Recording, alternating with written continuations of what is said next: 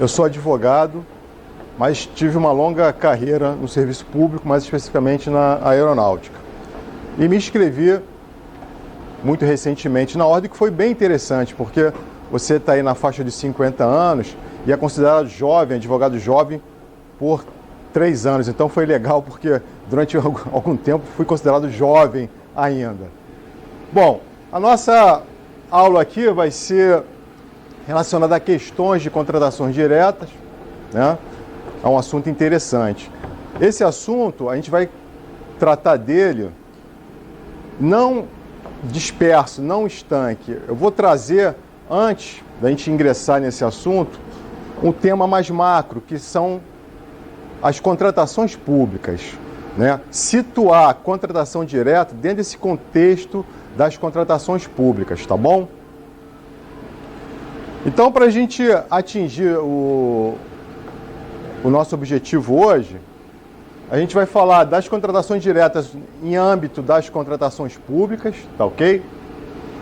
Em seguida, vamos tratar dos princípios jurídicos que são aplicados às contratações públicas.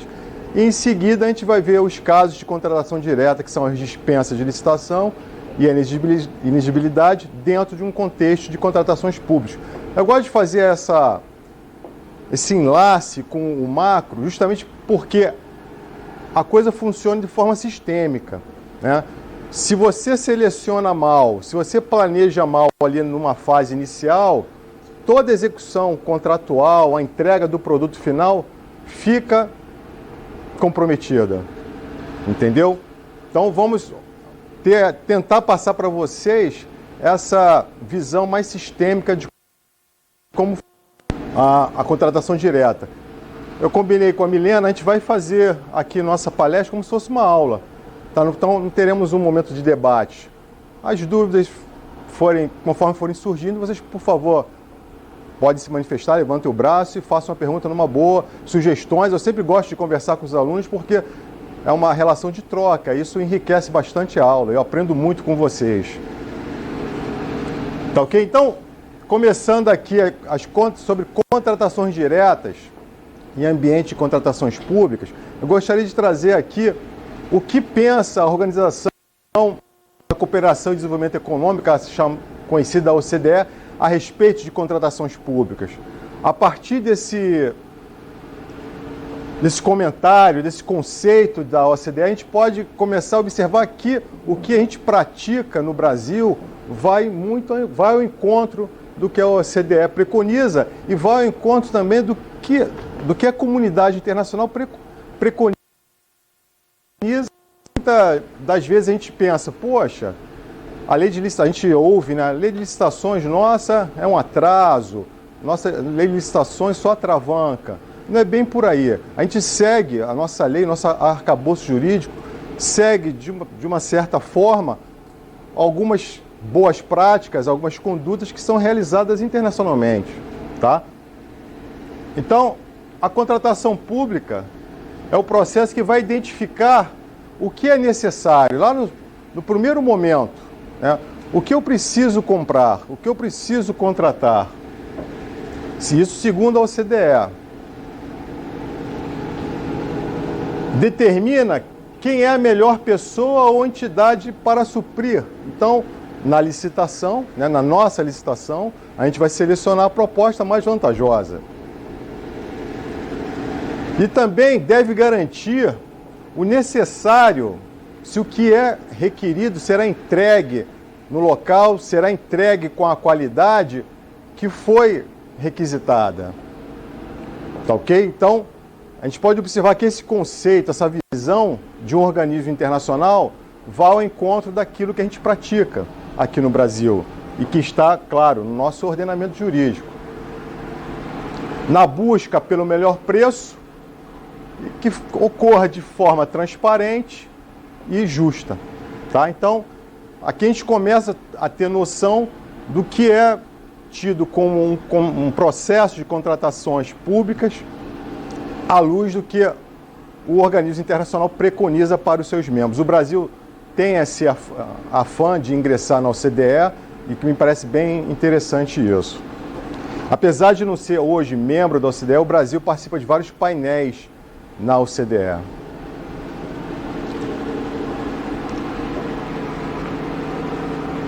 Outra consideração da OCDE: tornem mais fácil o acesso às oportunidades de contratos públicos.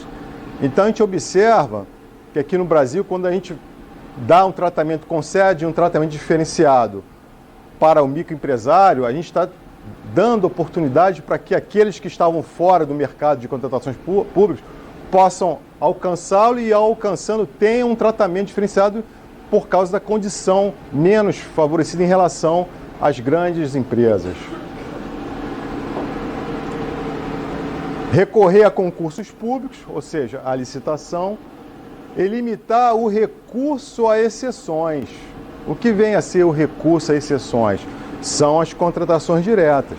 Então, a gente tem aqui já o princípio da obrigatoriedade da licitação, ou seja, a regra é a licitação, a exceção são as contratações diretas, que será o nosso tema principal hoje nessa discussão.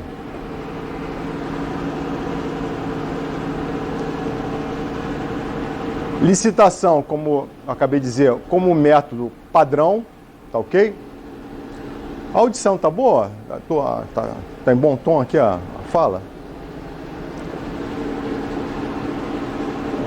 Promover a eficiência, então a gente observa o princípio da eficiência, vamos aplicar bem os nossos recursos. O combate à corrupção, isso está em processo de aprimoramento. Conseguir preço justo, buscar a proposta mais vantajosa, isso já é um objetivo obrigatório. E, eventualmente, se as circunstâncias justificarem, a gente pode ter, então, situações excepcionais que vão autorizar uma contratação direta, uma dispensa de licitação ou uma inexigibilidade. Aqui eu quis trazer para vocês um painel do ciclo de contratação pública. Faltou aqui circundar esse ciclo, ele está em 2 slides, tá, pessoal? O mercado de contratações públicas aqui circundando esse processo. Então aqui a gente tem os atores, os interessados em fornecer para os governos, em fornecer para a administração pública. Tá ok? E é claro, cada mercado tem uma peculiaridade, né? O mercado daqueles que vendem material de expediente, resma de papel, caneta, etc. O mercado daquele que vende material descartável. O mercado daquele que presta serviço de engenharia ou obras. Recentemente eu dei um treinamento para uma instituição em que o mercado dela era muito concentrado, né? São equipamentos de alto valor agregado, tecnologia. Então, o mercado ele é muito restrito de competidores. Então, a maioria, boa parte da contratação realizada por essa instituição é por meio da contratação direta. Mas cuidados devem ser tidos, principalmente num caso como esse, de um mercado concentrado. Outros mercados não, você tem mais gente participando, mais gente concorrendo para fornecer para a administração pública. Então, o primeiro passo aqui no nosso ciclo, qual é? É planejar. Então, o gestor está lá na unidade, vai fazer o planejamento anual. O planejamento tem que ser anual, ele saber quanto ele vai gastar de determinado produto, de quanto ele vai contratar de determinado serviço para atender a necessidade daquela instituição. Então, para isso, ele vai verificar a necessidade dele, fazer estudos preparatórios. Aqui é um momento importante do planejamento. Vou citar um exemplo aqui para vocês. Existem casos em que planeja-se, né, tem-se a necessidade de um determinado produto, um equipamento, por exemplo, robusto. Vamos supor aqui, uma ressonância magnética. É um equipamento robusto, grande. Faz-se a compra, entrega-se preço bom. Entretanto, na hora de fazer a instalação, o ambiente não comportaria, a capacidade elétrica era insuficiente, a sistêmica que eu venho apregoando aqui para a contratação pública também reside nisso. Se eu vou fazer um produto, eu tenho que verificar a aplicação dele. Eu vou aplicar esse equipamento em um determinado local, opa, vamos ver então as dimensões daquele local. Né? Então serão talvez 2 contratações, o do equipamento propriamente dito e também da adaptação do local, correto? Isso é importante, existem vários casos aí nesse sentido. Numa aula que eu dei para o observatório, um aluno comentou, poxa, a escola, o município, não foi do Rio de Janeiro, agora não me recordo qual, comprou mochilas escolares para as crianças, mas a mochila era o dobro do tamanho da criança. Então a criança botava nas costas e ficava aquele mochilão ali, entendeu? Então, por quê? Não fizeram um estudo preparatório. Qual o tamanho da criançada, nossos alunos, qual é a faixa etária, né?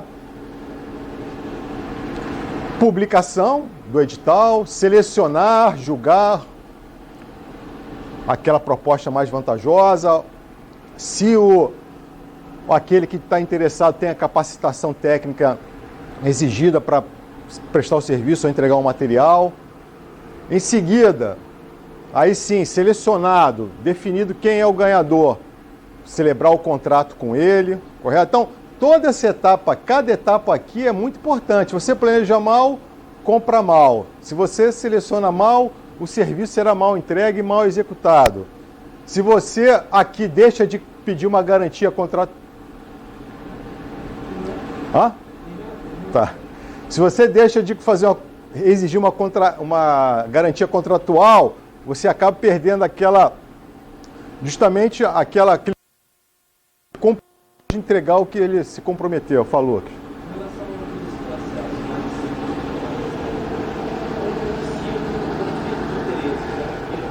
Mesmo criando estudos preparatórios, projetos de referência, ainda é uma obrigação do gestor participar aquilo que promover uma empresa em favor de determinado objetivo, seja ele pessoal, seja ele ilícito. Como que se dissipa esse conflito de interesse do gestor para realmente necessidade do bem público? O Lucas pegou pesado agora, mas vamos lá. Bom, então isso aí, Lucas, começa não na licitação. Isso a gente tem que pensar em compliance. É outro tema, entendeu? O que vem a ser compliance? Muito rapidamente, para a gente não fugir do nosso tema. É você ter ali uma disseminação institucional da conduta que é desejada para os agentes públicos. Então, na instituição, existe um programa de compliance ou de integridade, né?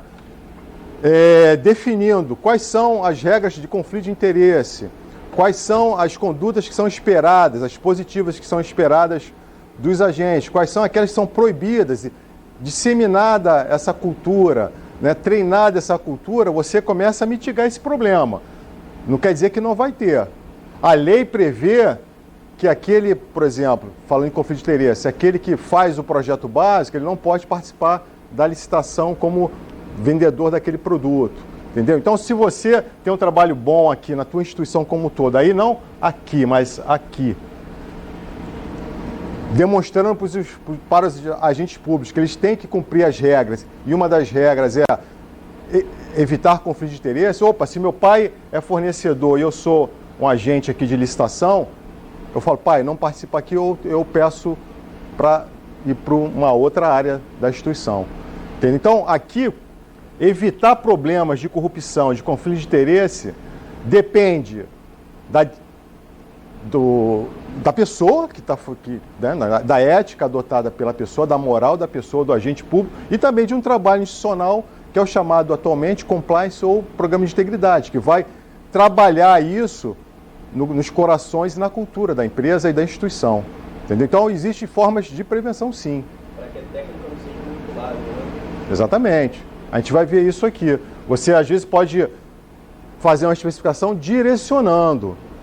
Pode passar no controle interno, mas o controle externo, que é o terceiro, pode acusar, mas pode não ser visto também. Então, esse trabalho de disseminação de uma cultura de probidade administrativa é importante. Isso começa da pessoa que executa, o gestor que está lá. Eu sou o gestor da área de compras, eu sou o chefe daquele, o coordenador daquela área, então eu vou disseminar a cultura de probidade administrativa nos meus colaboradores. Mas, claro, a alta administração também tem que colaborar para isso, determinando códigos de conduta, etc. Tá bom? Bom, a outra é executar o serviço, né? Entregar o material. Então, se você qualificou, se você fez uma especificação ruim, se você definiu requisitos técnicos ruins, você vai ter uma execução ruim. Se você... Um instantinho, por favor. Se você não fiscalizar a execução do contrato, se você não acompanhar aquilo que o fornecedor deve fazer, ele vai te entregar um asfalto muito fraco, que na primeira chuva que tiver, o asfalto todo vai embora. Ou depois das Olimpíadas a rua fica toda esburacada. Então, se não houver fiscalização, né, você compromete isso aqui. E a fiscalização vai depender do quê? Dos requisitos que foram elaborados lá na necessidade, tá bom? Você vai receber o serviço, né? Realizei o serviço, a administração vai lá e recebe o serviço. O serviço está de acordo, está em conformidade, né? Então observe que é sistêmico. Um erro anterior compromete o quê? No final, um produto, um asfalto ruim, um prédio que cai, uma ciclovia que já perdeu 4 partes. Então, um produto ruim, correto? Então vamos começar a adentrar no nosso tema específico.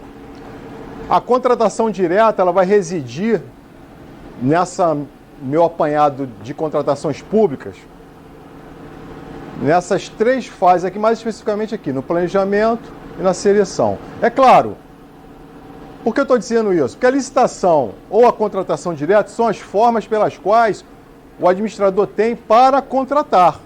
Quais são os meios de contratação? Ou ele faz licitação ou ele contrata diretamente dentro das hipóteses previstas em lei, né? Tudo mais aqui coincide tanto para licitação quanto para a contratação direta. Aqui não. O planejamento também coincide, principalmente aqui, ó, seleção. A seleção é que vai ser diferente e a gente vai trabalhar as nossas ideias nesse setor aqui, ó. Então vamos primeiro falar de licitação, né? Como eu falei, licitação é uma forma, né, uma ferramenta, um instrumento pelo qual a administração contrata alguma coisa, seja um bem, seja um serviço, né? Ela vai definir requisitos dentro de um processo e esses requisitos vão estabelecer o que ela quer com especificações técnicas, né? E qual o perfil do fornecedor que ela deseja, que terá a capacidade de atender aquela necessidade. Se eu quero pintar essa sala aqui, digamos que fôssemos uma instituição pública, pintar essa sala aqui, eu não preciso requerer num processo de licitação que a empresa a ser contratada tenha registro no CREA, porque a pintura é um serviço geral, um serviço comum, correto? Então, é isso que eu quero dizer quanto à habilitação, quanto à capacitação para a determinada atividade. Então, selecionar quem vai contratar e aquele que te oferecer a melhor proposta. Ah, mas é por isso que a gente contrata sempre mal, porque é sempre pelo preço. Não. A melhor proposta, ela é calcada em 2 pilares, ou mais. Vamos aqui levantar 2. A especificação, o que eu quero. Se eu especifico mal, eu vou contratar mal, né? Se eu quero contratar ar-condicionado para atender essa sala aqui, eu tenho que ver o que?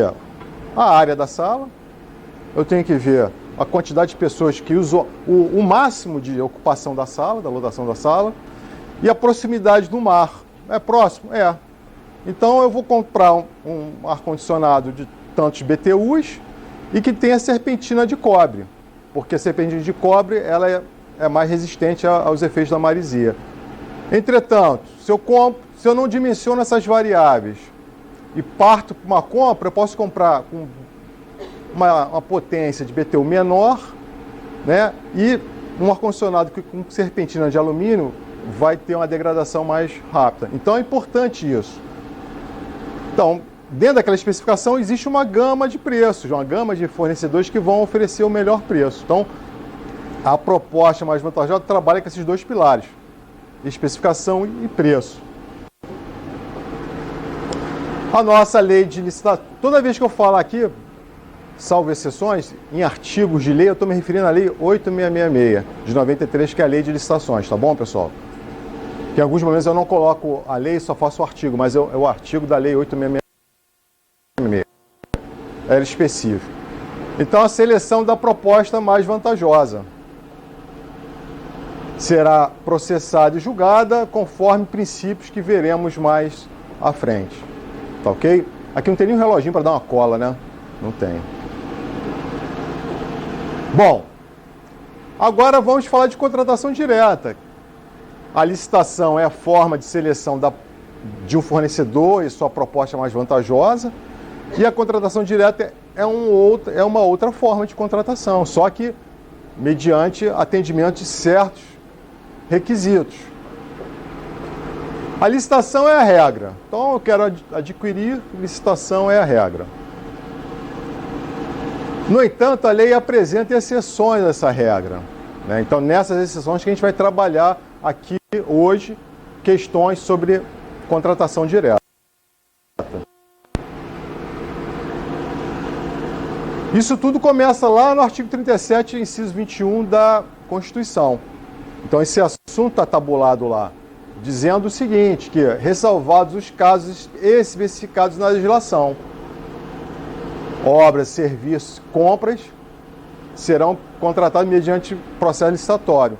Aquilo que sofrer ressalva, a gente verificará que poderá ser contratado diretamente ou deverá ser contratado diretamente. Tranquilo, pessoal? Tudo bem?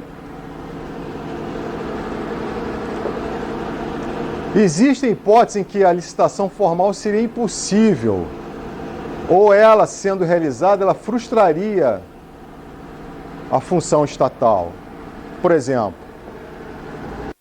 vamos nos lembrar aqui de infelizmente, estamos perdendo outro patrimônio histórico mundial, né, que é a Notre Dame. Eu não sei como está lá qual foi o desfecho dessa notícia, mas tivemos um caso semelhante aqui, que foi o Museu Nacional, que é um patrimônio histórico mundial, inclusive, bem público, né? Tivemos aquele evento, né, que consumiu boa parte do museu, mas, entretanto, tivemos ali a manutenção da estrutura histórica.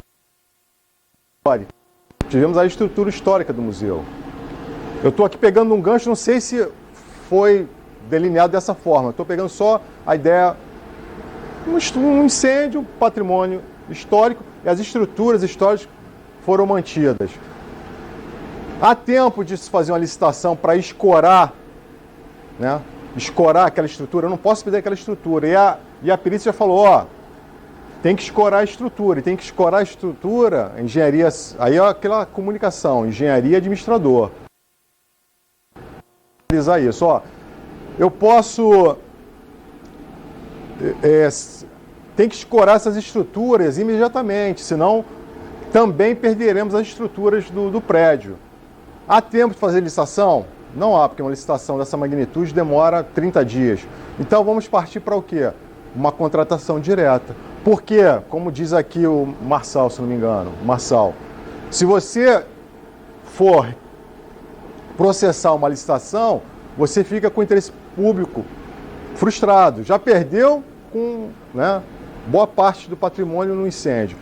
Vai perder a estrutura, então vamos manter a estrutura. Então contrata-se por emergência, inciso 4º, artigo 24, uma serviço de engenharia de escoras. Tá, ok? Esse é um dos exemplos.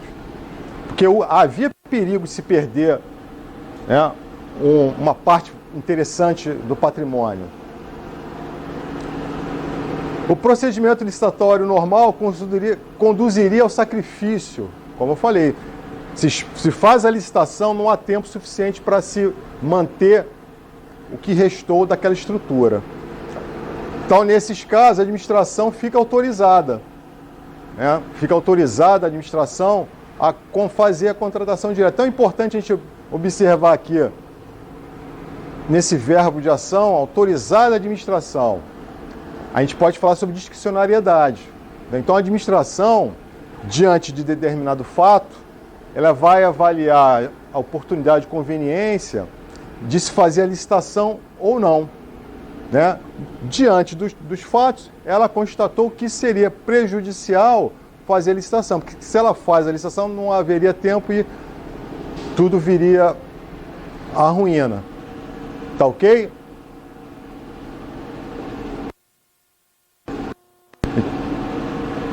A previsão de posse de contratação direta supõe que nem sempre a realização de certame levará à melhor contratação. Então, a melhor contratação não é só preço, né? Voltamos aqui a dizer. Outro pilar, não é só preço, é oportunidade. Eu estou sendo oportuno, eu estou atuando no momento certo para evitar outros prejuízos. Né? Então, a melhor contratação, ela não fica restrita a preço, né? Fica restrita à qualidade do serviço, à oportunidade do serviço, certo? Uma vez me trouxeram um tema interessante, um exemplo interessante, né?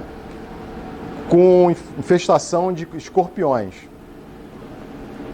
E um predador natural de escorpião são galinhas, frangos. Aí a gente pode voltar lá naquele slide do ciclo. Aí vamos comprar frangos.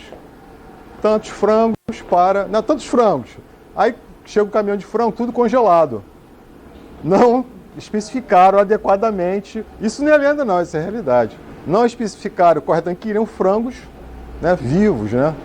Então, cuidado com a especificação. Então, o exemplo que eu acabei de dar. O artigo 24, inciso 4º, quando ficar caracterizada a emergência, justamente pela situação de urgência em se atender uma determinada situação que está em risco, é deflagrada uma contratação direta. Prejuízo, estou na iminência, ou na iminência de ocorrer alguma coisa, ou evitar um prejuízo. Então, o juízo de oportunidade e conveniência da situação de risco, ou seja, a discricionariedade do agente público. Havia plano de... Lá atrás, em 2018, houve um vendaval. Agora a gente tem sempre vendavais no Rio, né? Um vendaval de 2018, fevereiro, se não me engano. Um colega meu, ele ordenou despesas de uma determinada organização. E na organização dele, ele sofreu com aquele vendaval na Ilha do Governador. E houve destelhamento, houve um prejuízo razoável nas instalações. Entretanto, ele, no juízo de oportunidade e conveniência dele, por ele ter um plano de contingência, ou seja, ele conseguiu remover todos os equipamentos, teve local específico para realocar esses equipamentos e materiais, etc., mobiliário. Então, ele achou por bem não fazer a licitação, porque aquilo que ele deveria salvaguardar foi salvaguardado de outra forma. Aquilo deveria ser resguardado, ou seja, mobiliário, processos, né? A gente não pode falar em administração pública sem processo, né? Então, processos, computadores, etc. Ele conseguiu remover aquilo, dar uma proteção em outra instalação e aquela ele deixou para fazer uma licitação. Então, um exemplo da discricionariedade. Você pode, dentro das suas, né, circunstâncias, avaliar o que é melhor fazer. Mas a lei autoriza, se o bicho estiver pegando, pode fazer a contratação direta. Mas existem outros, claro, não é assim, comprar qualquer coisa. Existem cuidados para isso, que a gente vai falar alguma coisa a respeito aqui. Então, o gestor não será responsável não será responsabilizado por fazer a licitação. Não posso fazer licitação. Mas será responsabilizado por dar causa a danos pela ausência de ação. Então ele tem que agir. A licitação é viável, vai ser eficiente fazer a licitação? Então eu vou fazer a licitação. Então espera. Não vai ser eficiente, eu vou ter dano, fazer prejuízo para mim, então eu faço uma contratação direta. Então é importante saber isso. a responsabilização do administrador está vinculada à inação dele. Ele tem que fazer alguma coisa, ou licita ou contrata diretamente.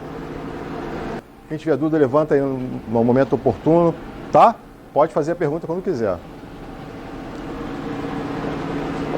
A previsão de pós e contratação direta supõe, é o que eu já falei, né? Que nem sempre será a melhor contratação, ou que pelo menos o procedimento formal e burocrático não serve ao eficaz atendimento do interesse público, nas hipóteses específicas.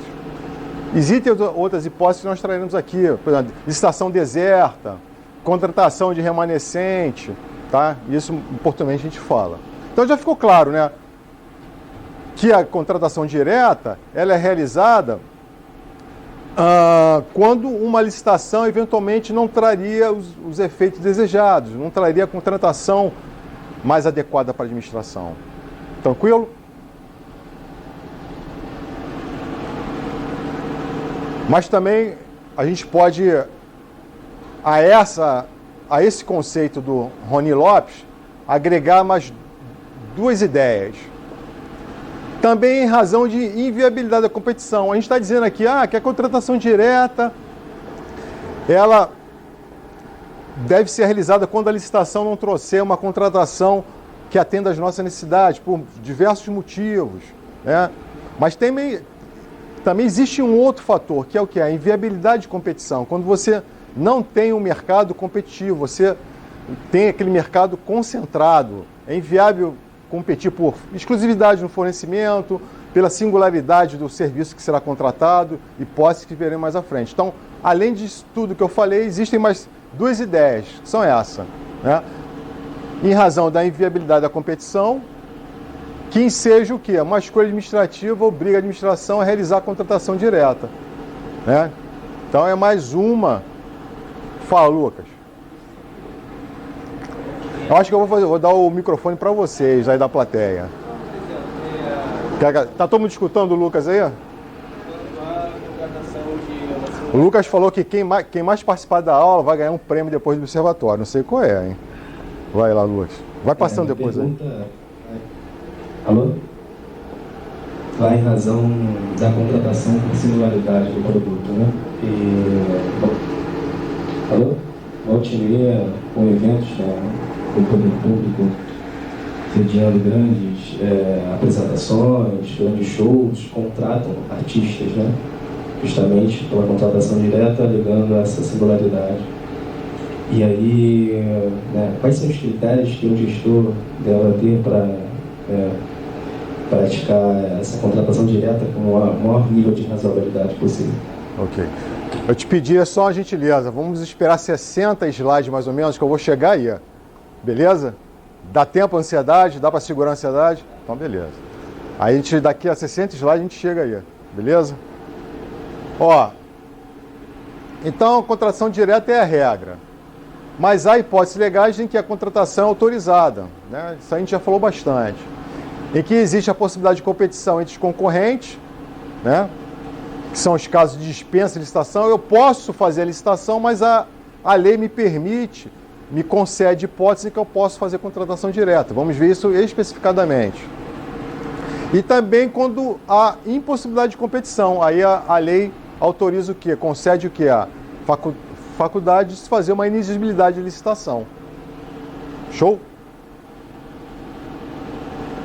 Então, finalizando esse painel, a gente viu o quê? O ciclo de contratações públicas, né? A gente planeja, se a gente planejar mal, em vez de especificar frango vivo, não especificar, deixar isso em branco, a gente pode receber frango congelado quando a gente queria frango vivo. Correto? O que mais? Deixa eu ver se o Lucas falou alguma coisa, se eu consigo... Não me recordo agora. A gente seleciona aqui e contrata, né? Se a gente estabelecer critérios ruins na seleção do meu fornecedor, posso contratar um fornecedor incompetente para fazer o meu serviço, né? Se eu quero fazer um serviço de engenharia estrutural, né, eu tenho que classificar aquilo como um serviço de engenharia estrutural e contratar empresas que tenham capacidade, né, tenham expertise anteriores que demonstrem que ela é capaz de fazer uma atividade estrutural de engenharia. Tá ok?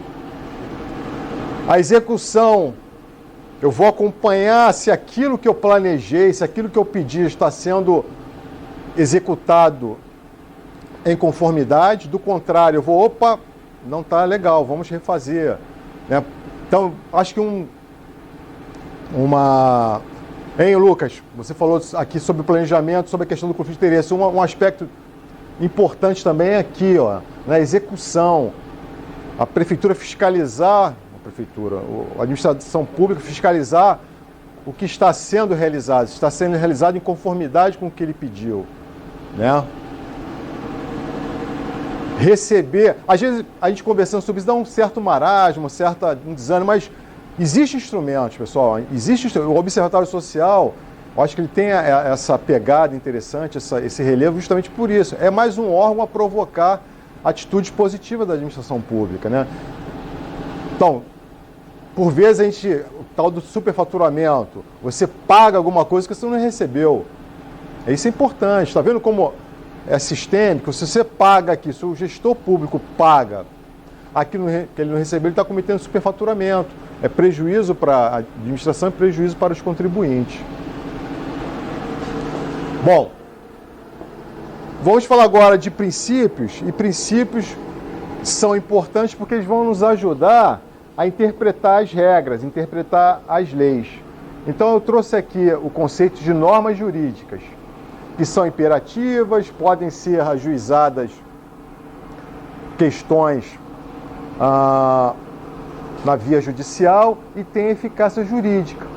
Então normas jurídicas têm essa característica. E quais são essas normas jurídicas, né? São direito positivo e os princípios. As regras definem... Aqui eu quis fazer, dentro daquilo que você perguntou, Lucas, uma pegada de comportamento. A regra define comportamento do gestor, do administrador público. Regulam situações, delineiam requisitos. A gente vai trabalhar muito essa ideia de requisitos. Quais são os requisitos para uma determinada hipótese de dispensa de licitação? A gente tem que cumprir esses requisitos, né? Princípios, eles vão refinar o comportamento. O comportamento está colocado, é obrigatório fazer a licitação, mas como eu vou fazer essa licitação? Né? Quais são as balizas que vão estruturar essa licitação?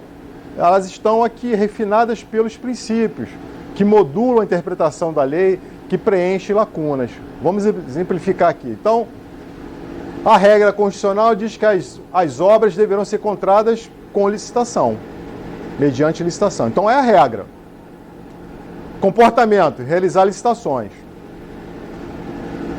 Né? Se o gestor resolve fazer uma contratação direta fora das hipóteses, ele vai ser responsabilizado.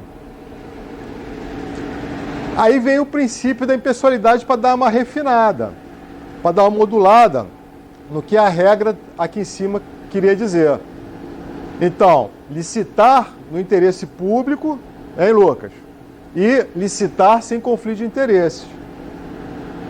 Tá? Então, o princípio da impessoalidade diz que eu vou fazer uma licitação não para atender ao meu interesse particular, não para atender, vou fazer um hospital lá no meu bairro, que eu atendo lá a galera do meu bairro. Não, eu vou fazer um hospital onde há necessidade real, há evidências em que ali realmente necessita de um hospital.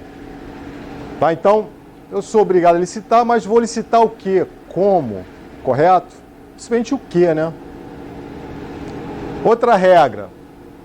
Eu tenho que fixar a qualificação técnica no processo licitatório, de modo que tenho garantia de que o produto que eu quero comprar será entregue na qualidade que eu especifiquei. Então, eu preciso definir qualificação técnica daqueles que irão participar da licitação. Então, se eu vou pintar essa sala, eu vou querer empresas que trabalhem com pintura, com serviços gerais, que tenham a experiência de fazer pinturas, correto? Então contratar empresas com qualificação técnica compatível com o objeto. Eu também não posso ir na outra direção. Quero pintar e peço engenheiro, não há necessidade de pedir engenheiro. Pode até participar a empresa com engenharia, mas não é necessário esse requisito, não é necessário. Aí qual o princípio que vai modular isso? Modular porque, eu quero pintar essa sala, eu quero uma sala barra pesada, muito bem pintada, eu quero um serviço de engenharia, um engenheiro bom à beça. Aí eu estarei sendo desproporcional, eu estarei fugindo aqui da proporcionalidade. Então a proporcionalidade vem e fala, não, você não precisa contratar um engenheiro para pintar essa sala. Você desce aqui alguns degraus e vai contratar um serviço comum, não precisa ser um serviço de engenharia. Beleza? Então a ideia da modulação da proporcionalidade é essa. Então, os princípios são regras éticas, tá? Isso está na baila. Elas contribuem em vários momentos na lei, a gente verifica ali uma expressão de princípio, uma expressão principiológica, mais à frente eu vou mostrar algumas. Elas têm caráter universal, oferece soluções ao direito positivo, é o que eu estou falando aqui, a modulação, preenchimento de lacunas. Então, você sabedor de princípio, você consegue resolver uma gama de problemas que às vezes você não consegue por meio apenas da regra posta. Você tem que fazer a integração com os princípios, tá ok? Os órgãos de controle estão sempre fazendo isso. Você aplicou a regra, mas aplicou desrespeito aos princípios. Então vamos refinar, vamos delinear, vamos completar uma regra nos valendo o quê? Dos princípios, correto? Então vamos lá. Aqui eu trouxe os princípios norteadores das contratações diretas. Eu tirei aqueles que porventura são específicos de licitações. Legalidade. Eu só posso contratar aquilo que a lei determina. A lei determina um requisito legal para uma determinada dispensa de licitação. Então eu tenho que obedecer aquele requisito legal, não posso inventar requisito legal para a contratação direta, né? Então, legalidade, respeito à lei. Impessoalidade, já falamos. Então, eu vou fazer a contratação no interesse público, na finalidade pública, sem conflito de interesse, sem me beneficiar daquela contratação, daquele negócio jurídico. Então, impessoalidade. Publicidade, eu tenho que dar publicidade aos meus atos, é condição de eficácia da contratação direta, a publicidade do extrato da contratação direta. Eficiência, eu tenho que empregar os meios, né, de forma adequada. É o caso da contratação direta em situação de emergência. Se eu agir com prontidão, eu consigo evitar outros problemas. Então, agir com eficiência, empregando bem os meios. Moralidade, a moralidade da boa administração, agir como um bom gestor, preocupado, ocupado com o bem público, o interesse público, correto? Economicidade, buscando a melhor proposta, fazer mais com menos. O recurso é insuficiente, então vamos otimizar a aplicação desses recursos, comprar aquilo que realmente interessa. Razoabilidade, os meios adequados aos fins, aplicar realmente um instrumento que vá dar solução para aquela situação. O caso da contratação direta para emergência. Opa, se eu não colocar as escoras aqui, eu vou perder o que restou de estrutura. Então, é razoável fazer a contratação direta. Proporcionalidade. Proibição ao excesso, aquilo que eu falei, eu não vou pedir mais do que deveria numa qualificação técnica. Eu vou pedir o que é justo numa qualificação técnica, o que é suficiente numa qualificação técnica. O julgamento é objetivo, então a gente vai observar em certos casos que, principalmente em inexigibilidade, que a gente não consegue fazer julgamentos objetivos daquilo que a gente quer comprar. Porque o que a gente quer comprar é muito subjetivo, a gente não consegue especificar, delinear com dados objetivos, com critérios objetivos. Então aqui eu fiz apenas um contraponto, que em algum momento a gente não terá possibilidade de fazer um julgamento objetivo. Será muito da subjetividade do administrador a escolha de determinada solução. Isonomia, tratamento igualitário, sem dar preferências. Probidade administrativa, ser probo, muito ligado à moralidade. Motivação extremamente importante em caso de contratação direta. Se eu estou contratando diretamente, a contratação direta, ela se lembra que eu falei planejar, publicar e selecionar? Vamos esquecer o publicar, planejar e selecionar. Então, esse processo todo numa licitação é um processo mais delongado, 8 dias úteis no mínimo, 15 dias, 30 dias. Numa contratação direta, não.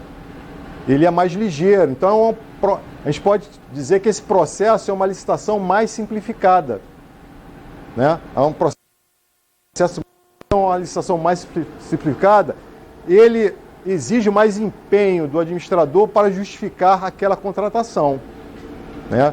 Então, para uma contratação direta ficar legal, no sentido de bacana, e legal no sentido legal, é preciso que o administrador motive, explique por que ele está tomando aquela medida. Dentro do juízo dele de oportunidade e conveniência, ele tem que justificar com dados.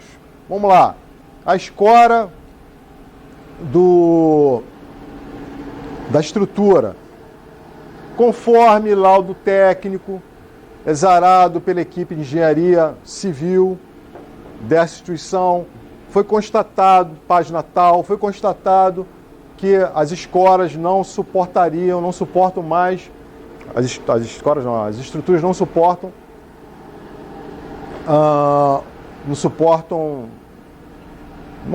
não permanecerão edificadas por muito tempo, então é necessária a atuação imediata de escoras. Então é assim, explicar por que você está tomando aquela medida, tá ok? E por fim, como contraponto, né, a gente tem a licitação com obrigatoriedade e a contratação direta como a exceção.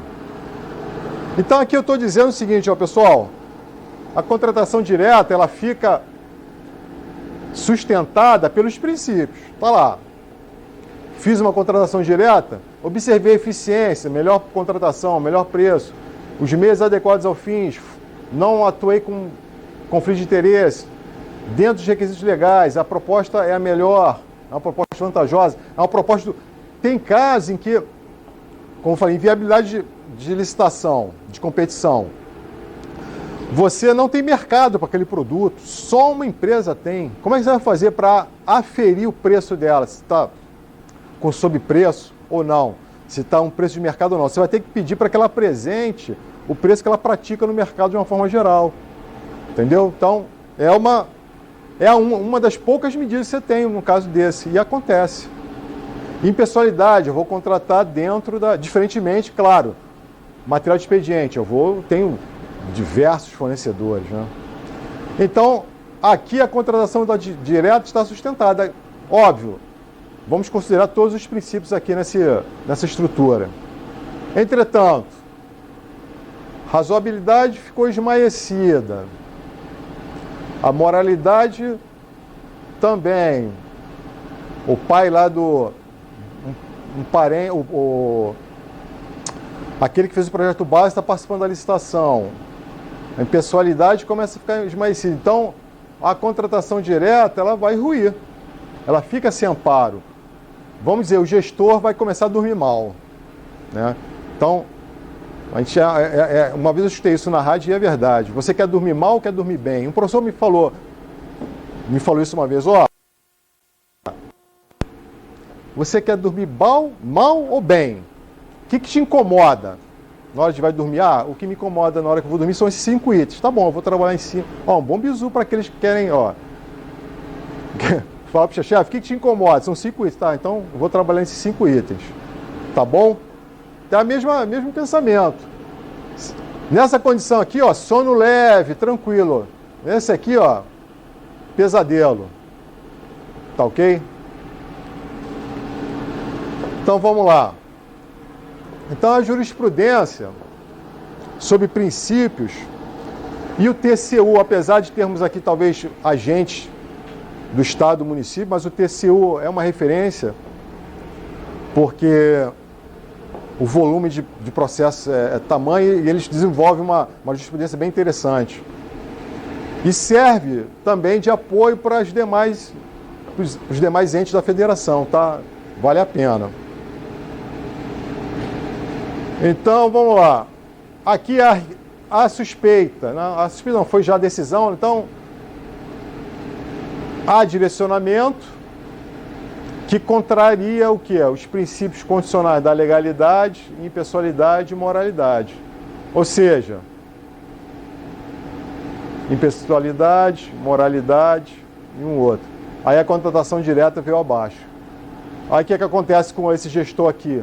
Multa e talvez reparação de dano em horário. Tá ok? Então vamos prestar atenção nos nossos... Acho que eu estou no tempo aqui. Hã? Não dorme bem. Aí o cara não dorme bem. Gostou da ideia do chefe? Quem está te incomodando? Aí...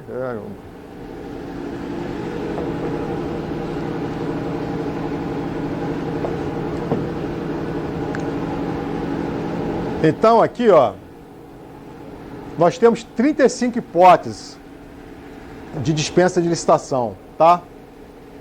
No artigo 24 da Lei 8666. As hipóteses aqui nesse caso são taxativas, a gente tem que se enquadrar nessas hipóteses, a gente não pode, diferentemente da inexigibilidade, que a gente pode ter ali uma adaptação, porque são hipóteses exemplificativas, aqui não, são taxativas,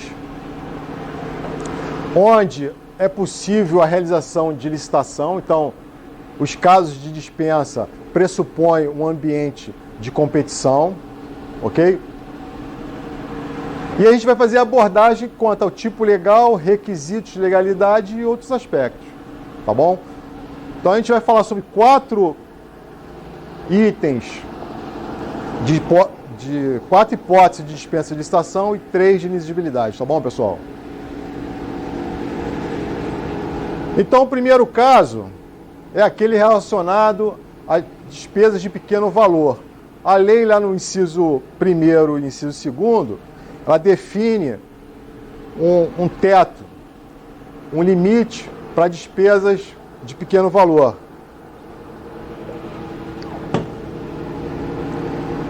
Então, aquisições até 33 mil, no caso de obras e engenharia, e 17.600 no caso de serviços comuns e compra de bens.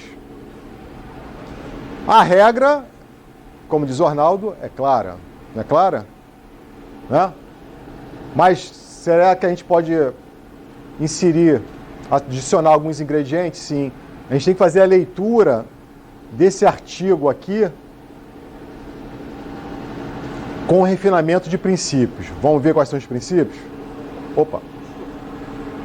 Não, desculpa, por quê? Não, eu já tinha mudado. Diz 33 mil para serviço de engenharia. Engenharia mesmo considerado relativamente simples. Se tiver no mesmo órgão, repetição de contratações nesse sentido, mesmo com objeto diferente, é considerado fracionamento de despesa? Isso a gente vai ver, eu creio que sim. A gente vai ver exatamente responder essa sua questão, sim. Tá, porque Quer perguntar, Lucas? Não. Quer fazer a pergunta para todos escutar? Faz aqui, ó. Vamos passar o... É bom, porque a dúvida de um... No caso ali foi citado 2 valores, né? 33 mil para serviço de engenharia e 15 mil para... 17.600. Desculpa. Para compras diversas. Eu citei um possível exemplo de algum órgão que faça contratações de engenharia de serviços diversos ao longo do ano, ao invés de, por exemplo, ter um contrato de manutenção, ter sequências de contratos de serviços de engenharia, se isso entraria como infracionamento de despesa.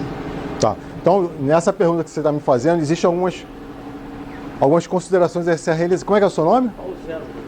Só sei o nome de 2 alunos até agora, hein? Tá pouco, hein? Vê se pela metade da turma eu fico sabendo até em 1 hora. Paulo, então é o seguinte, o serviço continuado, você tem que dar tratamento específico. Se é serviço continuado, você faz uma contratação para atender, dar continuidade àquele serviço. Por exemplo, conservação e limpeza, você faz uma contratação que vai atender todo um determinado período. E serviço de engenharia são... Claro, você pode ter serviço continuado de engenharia, mas o ideal é que você faça o planejamento pelo todo.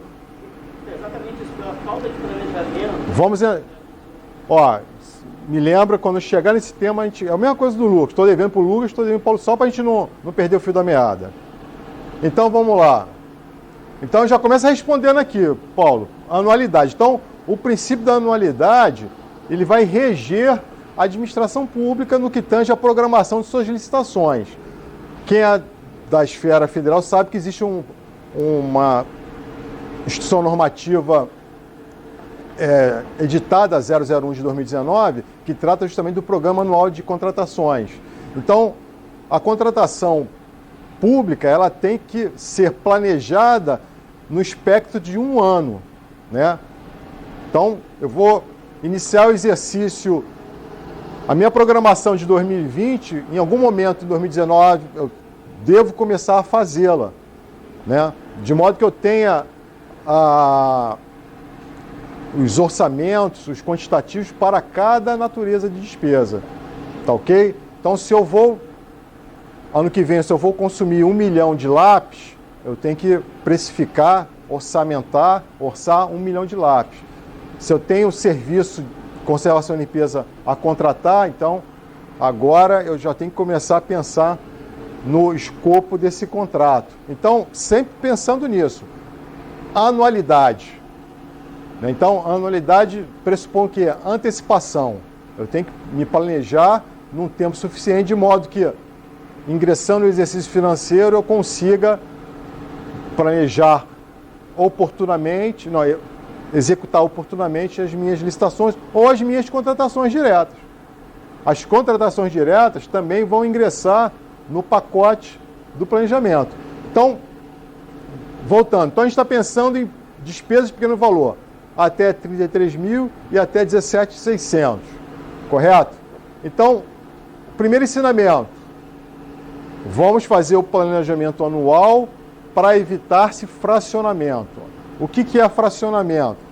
Fracionamento é quando você fragmenta, pensando anualmente, você fragmenta determinada compra ou serviço de modo a fugir de uma licitação mais rigorosa.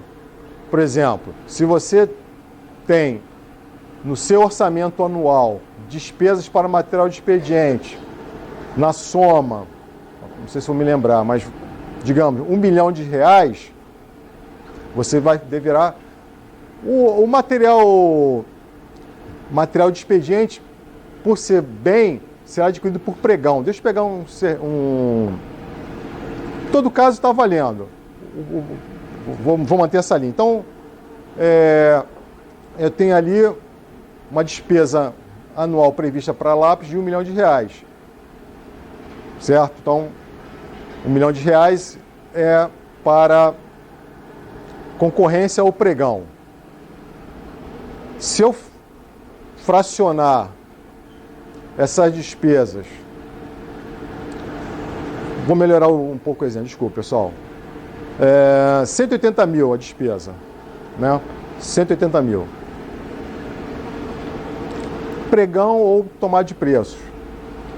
Se eu fracionar em 12, eu vou ficar com valores abaixo de 17.600, correto? Se eu fracionar, isso que é fracionar, você no ano vai gastar 180 mil, só que você faz dispensa de licitação, 15 dispensas de licitação, digamos de 10 mil, 11 mil reais, 12 mil reais. Né? Então, você está fugindo do quê? De uma modalidade de licitação que pressupõe-se um pouco mais rigorosa. Né? A licitação é um processo mais rigoroso do que esse aqui, que é um processo simplificado. Então, Fracionar é você fugir de uma licitação, de uma modalidade de licitação mais rigorosa, mais transparente. Para a concorrência, você fraciona para fazer vários convites. Foi o que o Paulo César falou aqui, mas não respondi você ainda, vou responder. Então você tem uma despesa lá de 1 milhão de serviço de engenharia e você fraciona em 4 serviços de engenharia de 250 mil. Aí você faz 4 convites de 250 mil.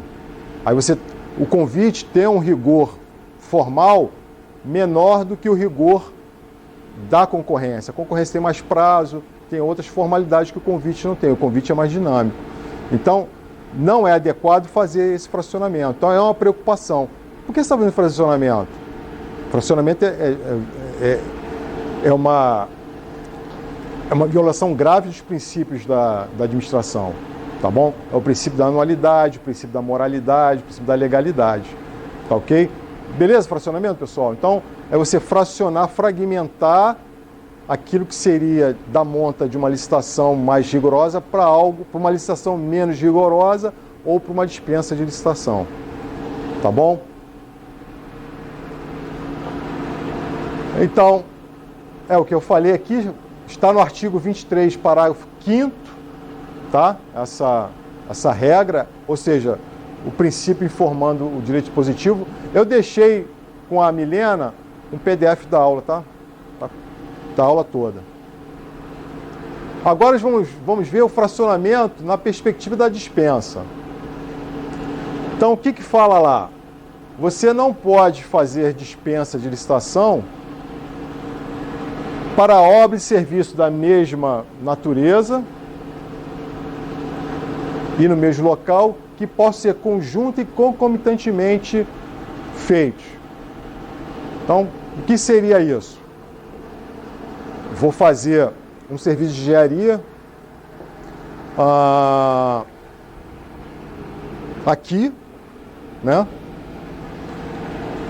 Nessa sala e na sala do lado. Então, é um serviço que pode ser feito no mesmo local e pode ser feito conjunto e concomitantemente. O pessoal está pintando aqui, enquanto o pessoal está emassando lá. Depois inverte, o pessoal que emassou vem para cá para fazer uma outra atividade. Então você consegue empregar os meios, né, no mesmo serviço, o que barateia bastante a contratação. Então os meios são empregados aqui, as pessoas, a mão de obra que é empregada aqui é aplicada na sala ao lado. Então a ideia que se quer passar é essa. E também no artigo 24, inciso 2º, é essa mesma questão, só que escrito de uma forma um pouco diferente. Parcelas de um mesmo serviço. Então, parcelas de um mesmo serviço, você não vai fragmentar, você vai manter... É no mesmo pensamento. Eu tenho a pintura aqui e a pintura do lado. Então, eu vou considerar o serviço como um todo, não 2 serviços distintos, não 2 serviços de 8 mil, mas um serviço de 16 mil. Tá bom? Estou chegando lá, Paulo. Então a gente viu o quê? A gente viu a anualidade, que é ver a programação de compras num tiro de 1 ano, né, para um exercício financeiro, começando em janeiro e terminando em dezembro. A gente viu que a gente não deve fragmentar as licitações, né, respeitando ali a mesma natureza, parcelas do mesmo serviço, a mesma natureza, que serviços são da mesma natureza, praticados no mesmo local e praticados de forma concomitante ou conjuntamente. A gente viu isso. Agora eu vou inserir mais um ingrediente, que é a regra de parcelamento. O parcelamento, quando eu falar isso eu te respondo. O parcelamento, diferentemente do fracionamento, ele é aceito. O que é o parcelamento? Você vai fazer um serviço de engenharia, vamos supor que é de engenharia. Envolve vários técnicos. Vai envolver pintura, vai envolver iluminação, vai envolver ar-condicionado, refrigeração, vai envolver informática. Então, nós temos aí 4 segmentos, 4 especialidades, né? Vou fazer desse prédio todo, totalizando R$1 milhão. Né? Então, é um serviço, um retrofit, uma atualização das instalações aqui, envolvendo 4 segmentos. 4 segmentos. Isso aqui totalizou R$1 milhão. Então, o que eu quero dizer com o que está escrito aqui? Ó?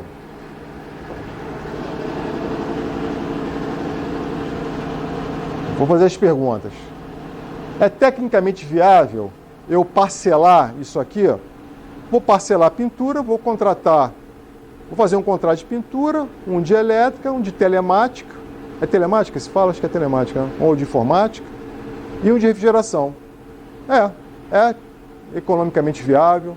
É sim, é sim. É tecnicamente viável? É sim. Eu vou ampliar a competitividade fazendo isso, porque eu vou trabalhar no mercado de pintura, no mercado de refrigeração, no mercado que são estanques. Então, pintura é pintura, refrigeração, informática, né? As empresas geralmente não são bazar, elas fazem subcontratação. Nesse caso aqui eu vou estar estimulando o empresário daquele segmento de pintura, refrigeração, informática e outro e eletricidade, né? Entretanto, né, então parcelei tecnicamente viável, economicamente viável, vou ampliar a competição, vou. Entretanto, eu não posso desconsiderar o valor total da obra. Ou seja, eu tenho que considerar para essas 4 contratações, para essas 4 licitações que eu vou fazer, eu tenho que considerar o valor total que foi estimado. Se foi estimado 1 milhão, então, porque as modalidades de licitação, não sei se falaram para vocês aqui, elas são graduadas por valores, né, a partir do qual deve ser aplicada uma licitação. Então, 176 mil para a obra e serviços comuns é convite.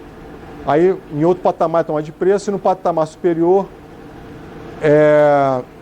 concorrência. Acho que 1 milhão a gente chega em concorrência. Então, para essas 4 contratações aqui, para essas 4 licitações, eu vou ter que fazer o quê? Uma concorrência. Tá bom? Então, eu não posso considerá-las estanques, apartadas. Isso aqui custa 100, isso aqui custa 200, 300. Não. Eu vou fazer... Tudo bem, custa 100, 200, 300, mas eu vou fazer a licitação correspondente ao todo, ao 1 milhão. Tá? Então, programa-se a integralidade da obra e parcela-se a contratação e execução, mas mantendo o valor total para fins de definição da licitação. Beleza? Como é que é o teu nome? Teu nome? Luiz Felipe? Legal, Luiz Felipe? Beleza? Beleza? Paula, tô chegando lá. Já falei isso. Então, naquela história do gestor que quer dormir tranquilo,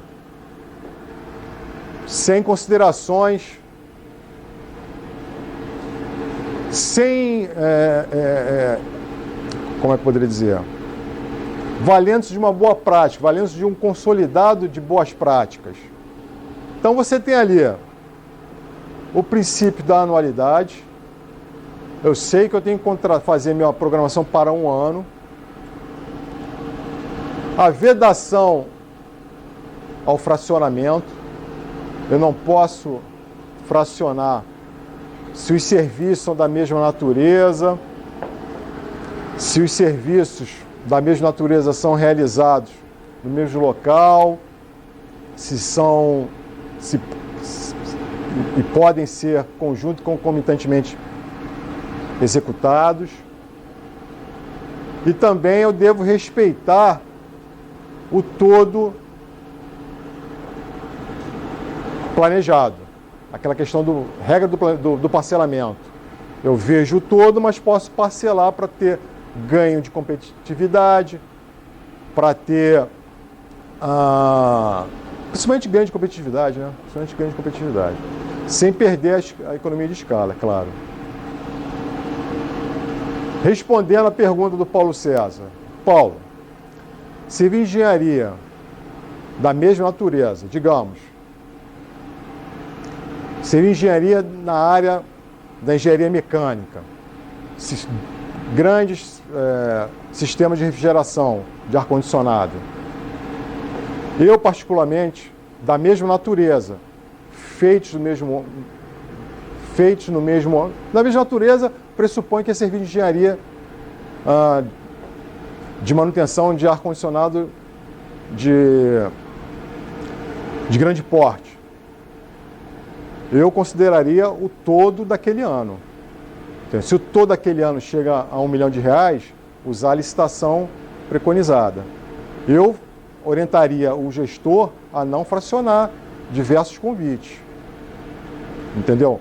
Se são intervenções no serviço de refrigeração central da organização pontuais, né?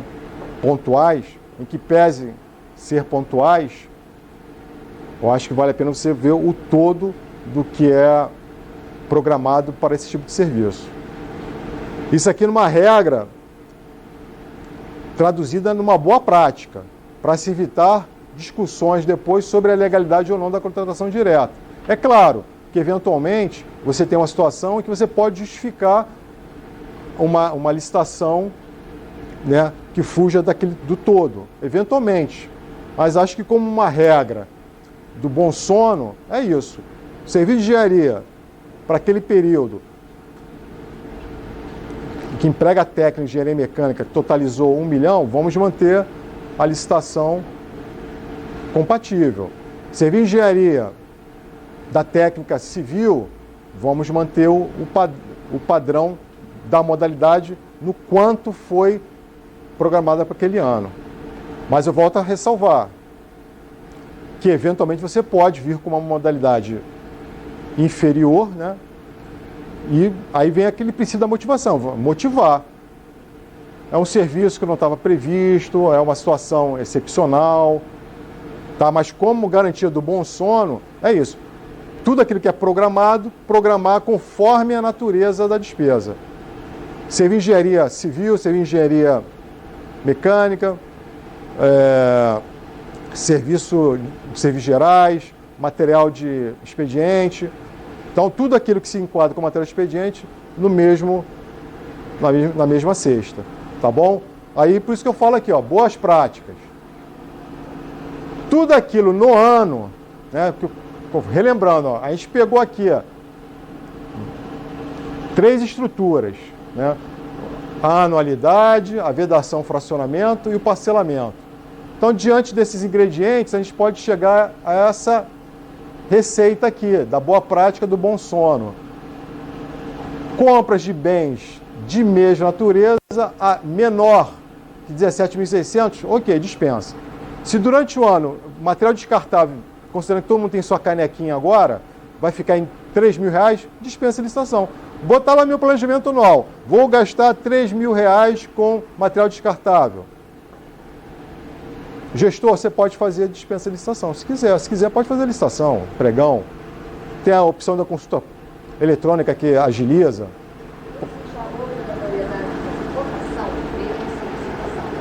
Cotação eletrônica? É cotação dos produtos que você vai adquirir. É obrigatório. É obrigatório. Só ter. Como é que é o seu nome? Noemi. Ei, Noemi, você precisa fazer isso para você definir o preço teto que você se. É o teto do preço, entendeu? Até aqui você está dentro do meu preço, acima disso você está desclassificado. Digamos que eu tenha feito uma pesquisa de preço, estabeleceu o preço do ar-condicionado em R$1.000. Toda a proposta que te entregarem acima de R$1.000 está desclassificada. Aí você vai ver a menor proposta abaixo desse patamar de R$1.000. Então, tá bom? Existem técnicas para fazer. Você pode... Para quem atua no governo federal, tem a Instrução Normativa 04, se não me engano, que estabelece justamente quais são as ferramentas usuais empregadas para a definição de preço dessa natureza. Consulta o portal Planejamento... Oi? Painel de preço, obrigado. Painel de preço, você tem várias opções. E você pode fazer uma miscelânea de estudo desde que justifique. Vou usar a média, descartei os extremos e vou usar a média. Vou usar a estatística, vou usar a moda, vou usar a mediana, tá bom? Isso tudo tem que estar onde? Na motivação. Por isso eu falo, a motivação é importante, tá? Paulo, acho que você está dormindo tranquilo, hein, Paulo? Depois dessa aula aqui, você...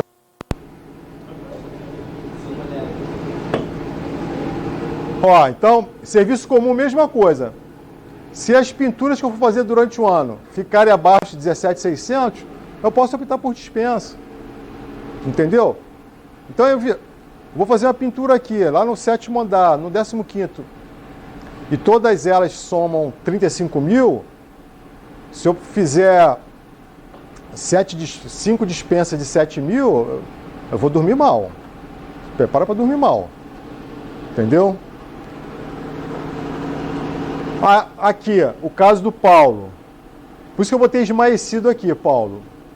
Você pode pontualmente discutir isso, mas como regra, para o gestor, chega lá a governança da tua instituição, fala assim, ó, como boa prática para todo mundo dormir bem, é o seguinte, serviço da mesma natureza, né, da mesma natureza na área de engenharia ou obras que ficarem abaixo de 33 mil, dispensa licitação. Então, mecânica, civil, o que mais aí? Me lembrei. Naval, né? Naval, somou aquilo tudo, dentro da sua especificidade, ficou abaixo de 33 mil, todo mundo dormindo bem. É claro, surgiu uma situação excepcional, que não estava no planejamento, que planejamento é uma coisa versátil, uma coisa dinâmica, viva, né? Hoje você está com um planejamento e surge uma necessidade nova. Você pode justificar se valendo do quê? No mesmo local, que posso... Tá bom? Ó, TCU, qual é a visão do TCU? Isso a gente se baseia muito na visão dos órgãos controladores, né? Porque são eles que vão ditar, né? Vão ditar o ritmo da administração pública. A gente observa que hoje o governo federal, antes de soltar uma licitação, por exemplo, concessão de ferrovias e outras concessões, ele consulta, até inovando, né? Porque o controle externo geralmente ele atua repressivamente, né? Agora está atuando preventivamente. Você consulta o TCU, posso dar continuidade ao processo? Pode dar continuidade ao processo. Ou então o TCU faz ressalva e você se molda, né? Então aqui, uma decisão do TCU, serviços gráficos. Na época que o limite era 8 mil, tá? Aqui o limite era 8 mil. 13.736, publicações, 17. Então houve descumprimento do artigo 24, ultrapassa. Então, vocês observam que é a mesma natureza, ó. Despesa com publicação, serviços gratuitos. Então, por isso que essa ideia da mesma natureza é uma boa prática. Boa prática é aquilo que se pode realizar mantendo-se um grau de segurança bom na administração. Vamos agora, tenho meia hora para 60 slides. Será que eu consigo? Vou ter que acelerar, né? Bom, vou tratar aqui da calamidade. Então, inciso 4º, artigo 24, emergência. Então, uma situação de emergência que é caracterizada por quê? Por um estado de urgência decorrente do quê? De riscos. Riscos são iminentes, correto? Então, o caso lá do incêndio, restaram ali intactos, restaram ali em pé, edificadas ainda a estrutura do museu. Então, ali, se comprovado que a licitação, se realizada, não daria tempo de se manter a estrutura em pé, então pode-se optar por o quê? Pela dispensa de licitação. Porque aqui existe um risco. A pessoas, a serviço, aquele exemplo que eu trouxe, o colega que estava com a área toda descoberta, computadores, mobiliário, processo, se ele não tivesse outra opção, ele teria que contratar o quê? Diretamente o novo telhado, né, a recomposição do telhado, porque havia risco para o quê? Pessoas, né, equipamentos, correto? Então, isso aqui são os requisitos. Isso aqui que eu fragmentei é o disposto no artigo 24, inciso 4º, e eu chamei cada item desses de requisitos. O outro requisito é que os bens que sejam contratados em caso de calamidade, de emergência, sejam aqueles necessários para recompor o status quo, recompor o que foi afetado. Eu não posso ampliar. né? Ah, essa sala aqui foi afetada, o vento veio, quebrou o vidro, molhou tudo. Você pode contratar na emergência nova estrutura de esquadria e os vidros, mas você não pode jogar lá para uma outra sala que estava necessitando, mas não foi afetada, esse pacote. Tá bom? Então tem que ser específico para o que foi afetado. Então se não há tempo para se fazer licitação, a gente parte para a contratação direta, no caso de urgência. Tá ok? Não, a tua pergunta é inexigibilidade, né? Inexigibilidade. Então, já falei também, ó, dirigido só às seções afetadas e observar esse marco temporal. Se o serviço contratado em emergência ficar ali no limite temporal de 180 dias, ok. Se for ultrapassar 180 dias, o que ultrapassar deverá ser submetido à licitação. Então, aí caberá ao gestor fazer um planejamento para o que me afeta diretamente, eu vou ajustar no prazo de 180, e aquilo que eventualmente extrapolar, remanescer, eu vou fazer uma licitação, e isso pode ocorrer em paralelo. Você salvaguarda numa contratação direta aquilo que é mais, o que é importante, está em iminência de sofrer um dano, e o restante você, em paralelo, planeja uma licitação para fazer essa licitação. Tá ok? Então, observar o prazo de 180. O serviço contratado não pode extrapolar esse prazo. Existe aqui a questão da emergência fabricada, que é aquela em que... Fabricada é o nome dado, mas a gente pode dizer que é uma emergência por incúria, por desídia, por falta de planejamento do gestor. Suponhamos que o gestor estava lá na sua repartição e o sistema de ar-condicionado pifou, né? E você pifou ou está em vias de estragar por falta de manutenção periódica. E você... Um hospital, por exemplo.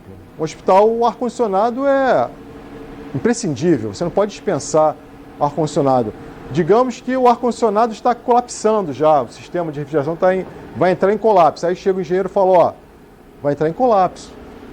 Se não atuar imediatamente, a gente vai perder a refrigeração e vai comprometer CTI, vai comprometer centro cirúrgico, vai comprometer uma série de sessões, né? Então, autoriza-se, é uma emergência, uma situação urgente, que você tem que atuar imediatamente. Entretanto, o que deu causa a isso foi a negligência, a incúria, a desídia do gestor. No passado, o Tribunal de Contas não aceitava isso como uma hipótese para deflagrar a contratação direta por emergência. Atualmente, para não prejudicar o usuário, porque imagina só, você, por desídia do administrador, ocasiona uma situação como essa, quem perde é a ponta, é o usuário. Então, faz-se a contratação direta, mas responsabiliza-se o gestor. Tá bom? Então, esse é o pensamento. Tá? Eu vou adiantar aqui para... Então, deve ser responsabilizado o gestor. Tá ok? Para não prejudicar quem?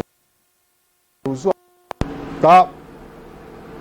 Então, isso aqui a gente já disse. Licitação deserta, eu vou pular, se der tempo, eu volto. Tá bom?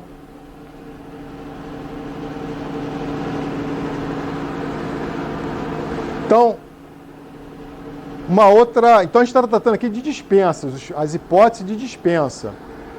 Certo? Então, são 35 hipóteses. A gente vai ver o inciso 13º agora, que fala o quê? Dispensar o quê? Contratação para pesquisa, ensino, desenvolvimento institucional e recuperação social de preso. Quais são os requisitos? Então, instituição brasileira, cujo regimento, cujo objeto social vai tratar do quê? De pesquisa, ensino, desenvolvimento institucional ou recuperação social do preso. Então, a gente observa os requisitos, tá? Desde que a contratada, ou seja, a contratada tem que ter reputação ilibada e não tenha fins lucrativos. Então, se o gestor quer contratar uma empresa, fazer uma pesquisa aplicada, eu tenho um problema aqui importante, não me vem nenhum exemplo agora, digamos, uma determinada doença está acometendo a população, eu quero ter evidências do motivo disso. Eu quero ter evidência do motivo. Então, não que seja uma emergência, pode até ser, mas eu estou focando mais para esse exemplo aqui, tá, pessoal?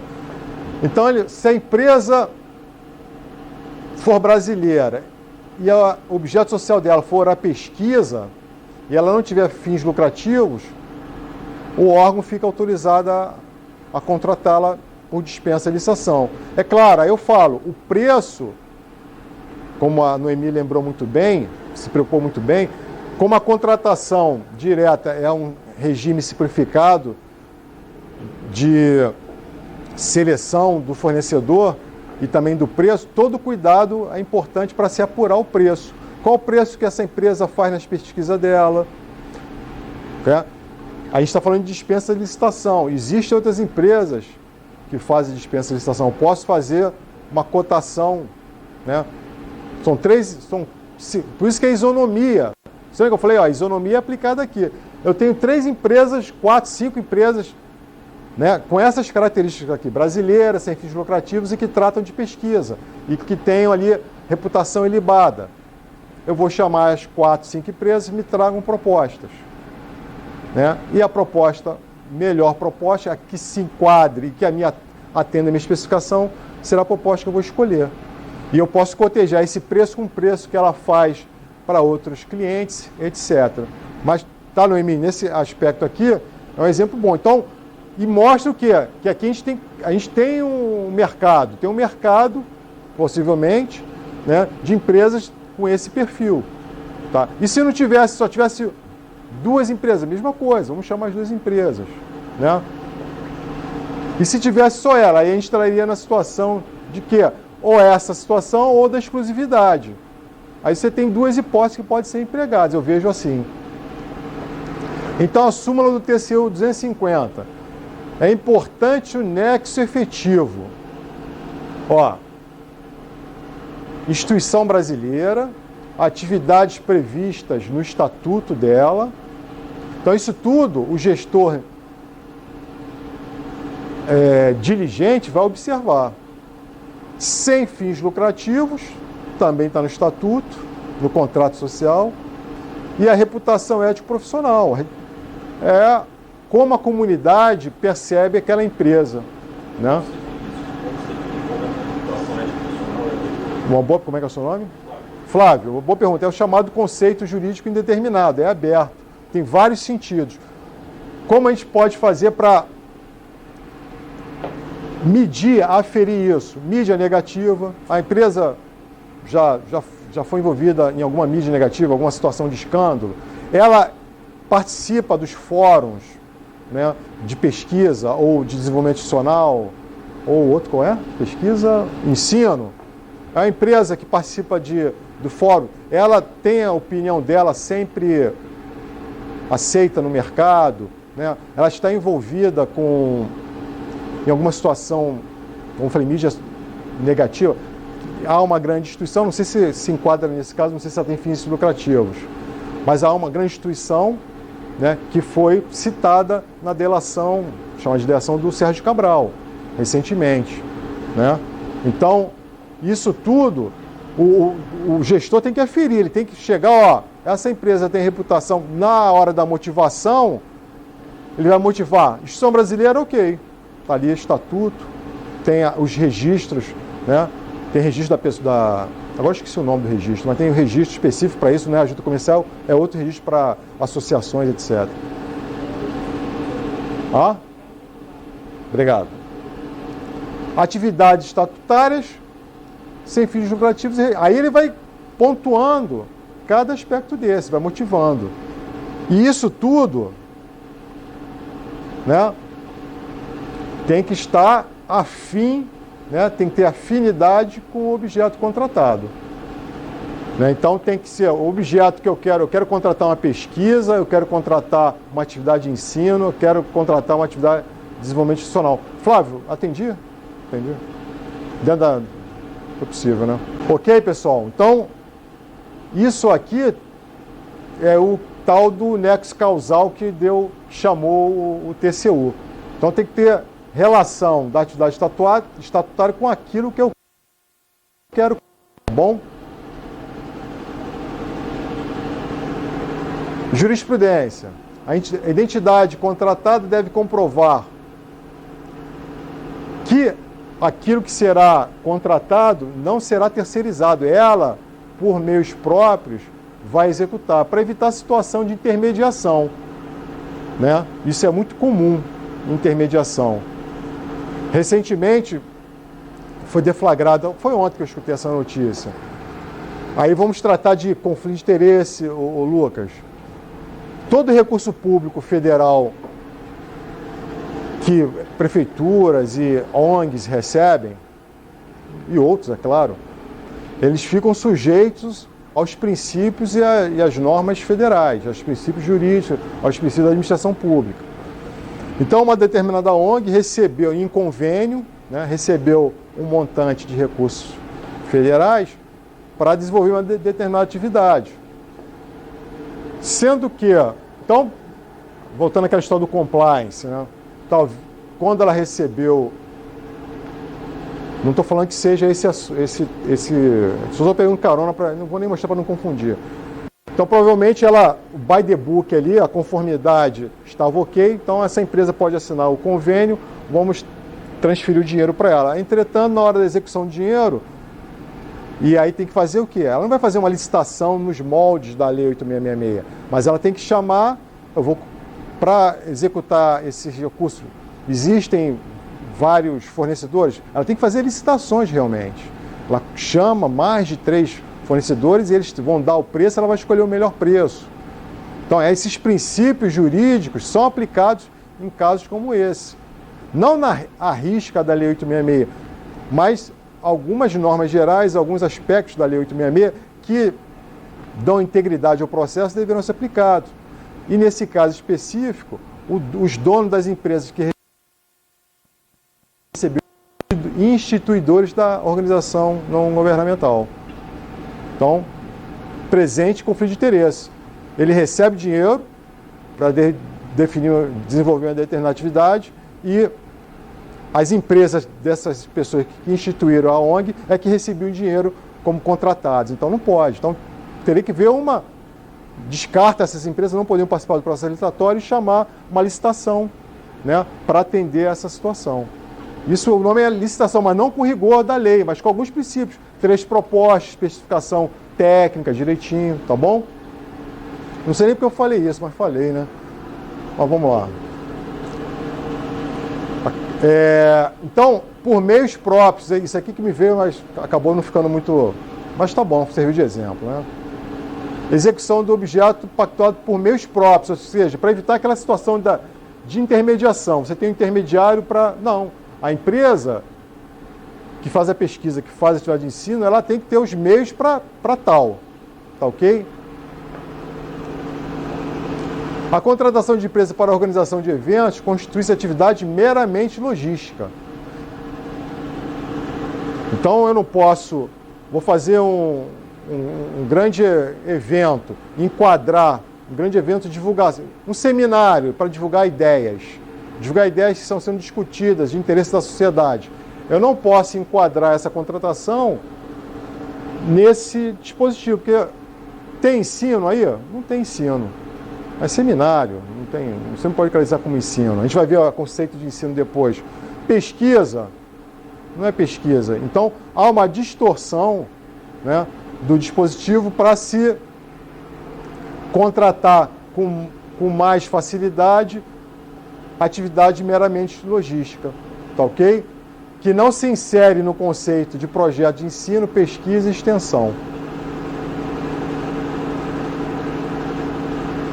Então, esse projeto, o que eu quero contratar tem início, meio e fim. Ele não se delonga no tempo, ele não tem continuidade no tempo, é geração de um produto. Eu quero uma pesquisa que me dê as evidências porque isso está acontecendo. Então, vai iniciar, vai ter um meio e vai ter a entrega do produto. Eu quero que você ensine determinado assunto. Eu quero que você faça o desenvolvimento institucional da minha instituição. Então, vai iniciar, né, vai executar e vai terminar. Então, tem a geração. Então, para não haver aqui a contratação de atividades continuadas. Então, por vezes, se contrata em dispensa situações que não se enquadram. Aí o gestor vai dormir mal, né? Então, para dormir bem, tem que contratar observando isso. Sem fins lucrativos, objeto, pesquisa e ensino, desenvolvimento institucional e preço, esqueci aqui, preço de mercado. Observar, ter a diligência, se o mercado ali for muito restrito, observar outras situações similares para fazer a confrontação.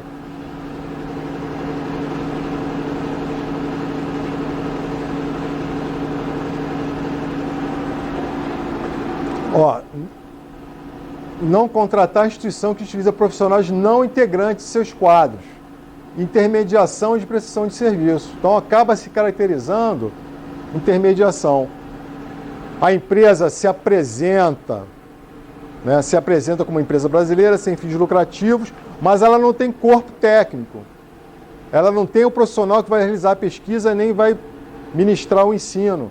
Então, ela funciona como o quê? O que se quer evitar aqui, nesse caso, é justamente isso, a intermediação de prestação de serviço. Monta essa empresa e ela vai ficar intermediando, vai ficar recrutando as pessoas que vão fazer pesquisa. Não é isso que o dispositivo legal quer, não é essa a hipótese legal, não é isso que está no requisito legal, tá ok? Então é importante a observância do requisito legal. Agora vamos aos conceitos aqui,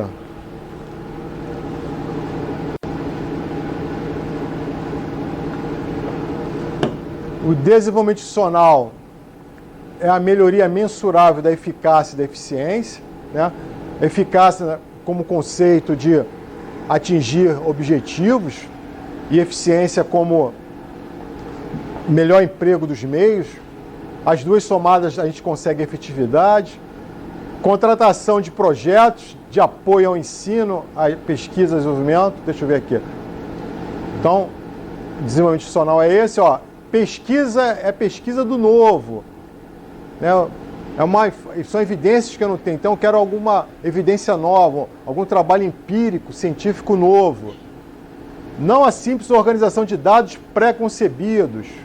Então, cuidado em relação a esses conceitos. Ensino requer necessariamente a transmissão de conhecimento. Transmissão de conhecimento. Tá ok? Agora, partindo para o nosso último capítulo, tenho 10 minutos. Vamos ver se eu consigo. Então, aqui, o pressuposto da inelegibilidade de licitação, qual é? A inviabilidade de competição. Então, você tem um mercado muito restrito, concentrado, em que a inviabilidade de competição é presente, ou porque você também está requerendo do mercado um serviço muito singular, muito peculiar. Então, isso restringe a competição, isso afasta a objetividade. Você tem ali um produto, uma aquisição diretamente. Então, vai ser uma contratação com um viés subjetivo muito importante, muito grande. Então, nesse caso da inviabilidade de competição, você não tem condições de certames, de fazer a disputa. Lá, dispensa a licitação, a gente viu. Você tem condições de fazer a licitação. Você opta em fazer a dispensa, mas você pode licitar. Aqui não, você não tem como fazer a licitação. Você fica premido disso. E não há condições de selecionar a melhor proposta por licitação. Você vai selecionar a melhor proposta se valendo de diligência, se valendo de outros mecanismos que serão postos, que vamos explicar aqui mais à frente. Então, são 3 hipóteses exemplificativas, tá? Fornecimento exclusivo de bens, tá? Serviço técnico singular e os shows, né? Profissional de qualquer setor, não exatamente show, mas setor artístico. E é claro que situações que não são enquadradas nesses 3 exemplos, que tenham como pressuposto, característica, a impossibilidade de competição, vão se enquadrar ali. Quando eu digo aqui fornecedor exclusivo, eu tenho prestador de serviço exclusivo. Então, no caso de prestador de serviço exclusivo, eu não vou justificar a contratação com base no inciso 1º do artigo 25. Eu vou basear a contratação com base no caput do artigo 25. Por ser inelegível a licitação desse serviço técnico especializado, eu vou fazer a contratação direta por inegibilidade. Tá bom? Vamos entrar aqui e eu vou pegando os ganchos. Então, os requisitos para fornecimento exclusivo: materiais e equipamentos fornecidos por produtor empresa exclusivo, proibida a preferência de marca. Você vai definir uma especificação. E é claro, isso vai ser atestado, comprovado, por meio de um atestado. E teremos fortes ressalvas, importantes comentários a respeito disso aqui. Então vamos lá. Então não há possibilidade de competição. Só pode ser fornecido por produtor, empresa comercial exclusivo, né? Então só um fornecedor tem. Radar para controle de espaço aéreo.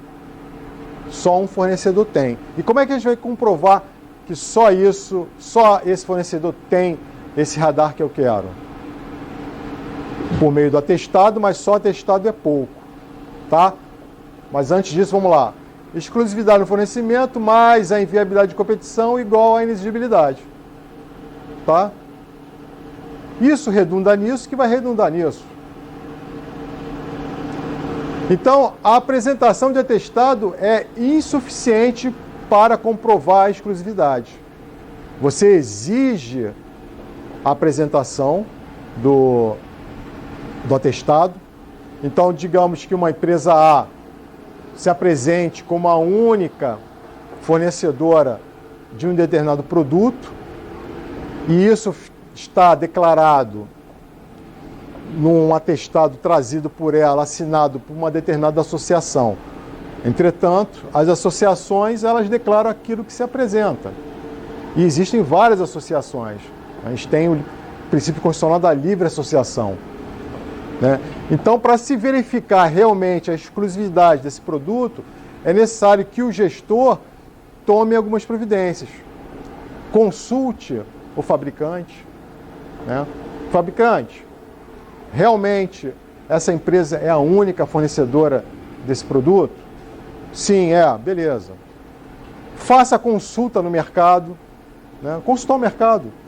Veja o segmento que te interessa e faça consultas àquelas empresas daquele segmento.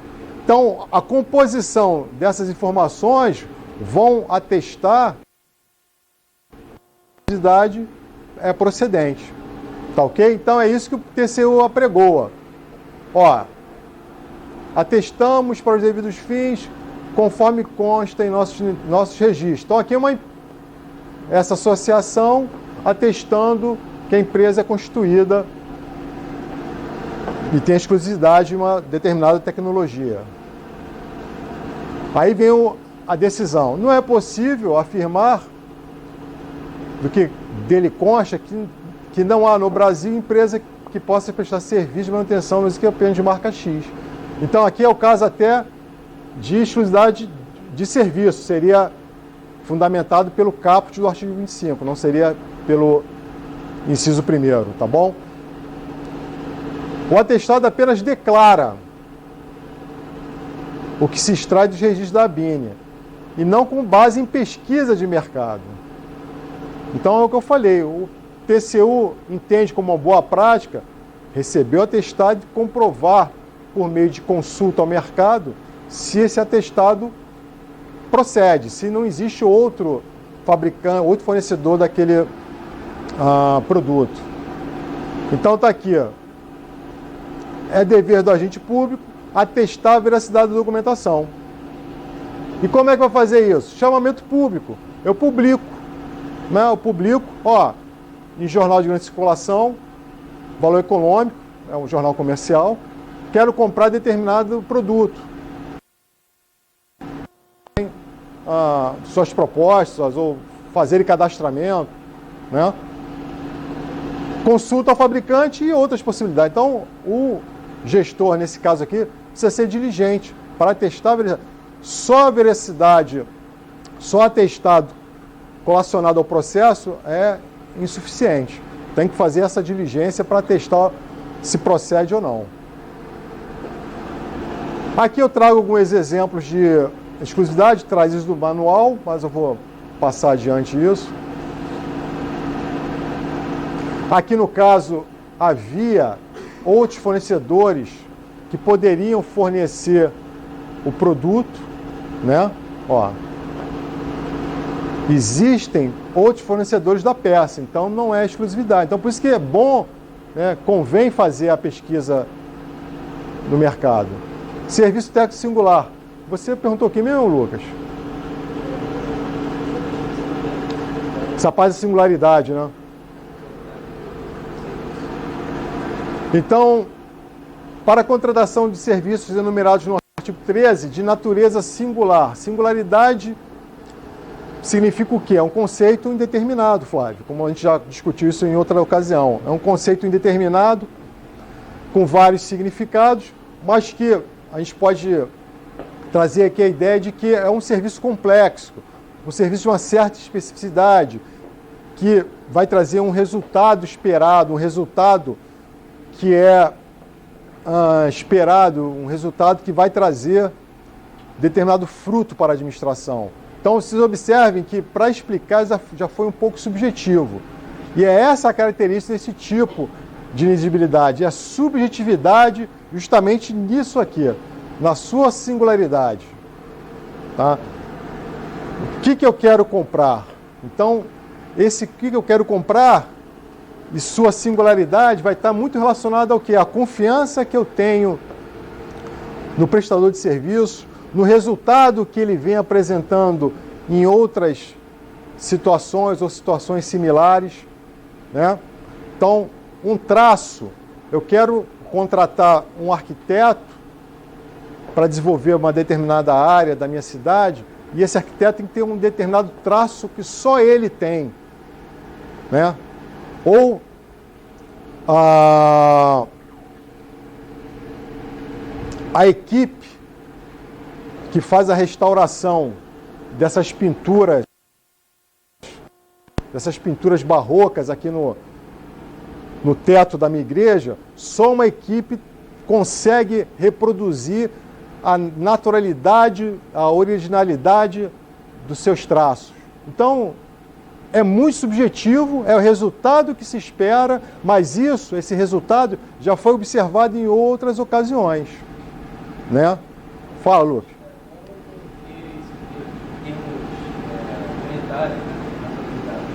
Como converter isso em termos monetários? Né? O histórico de preços.